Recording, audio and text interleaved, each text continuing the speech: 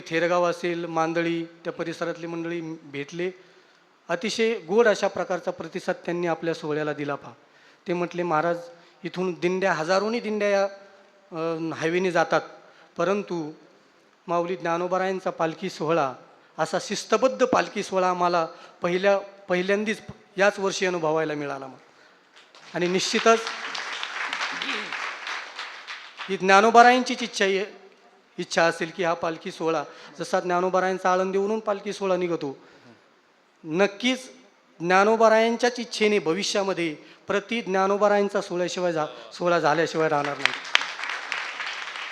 मी खऱ्या अर्थानं आपल्याला सर्वांना जे पारमार्थिक मार्गदर्शक लाभलेले आहेत, गुरुवर्य आपल्या संस्थांचे महंत बाबा, खऱ्या अर्थानं त्यांच्याच आज्ञेने आणि आपल्या संस्थांचे सर्वच विश्वस्त मंडळी.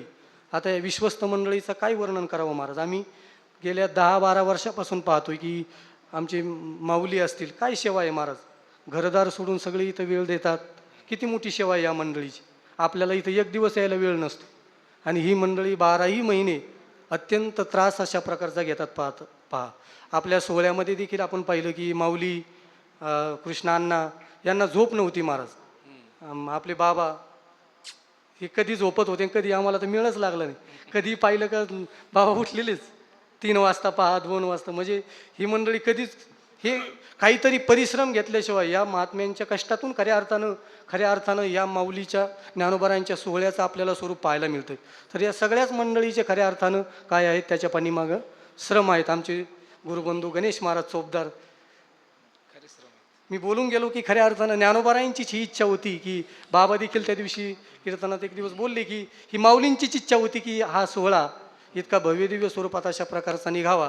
आणि खऱ्या अर्थानं त्या सोहळ्याला खूप भव्यदिव्य अशा प्रकारचं स्वरूप यावर्षी प्राप्त झालेलं आहे आणि पुढल्या वर्षीपासून तर उच्चांकच होणार आहे.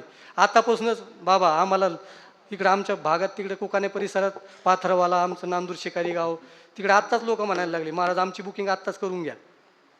म्हणजे प्रत्येकाला आपल्या तालुक्यामध्ये प्रत्येकाला ओढ लागली की हा माऊलींचा सोहळा कधी एकदाचा निघेल, कधी माऊलींचा सोहळा निघेल. ही ओढ खऱ्या अर्थानं सगळ्या भक्तांना लागलेली आहे.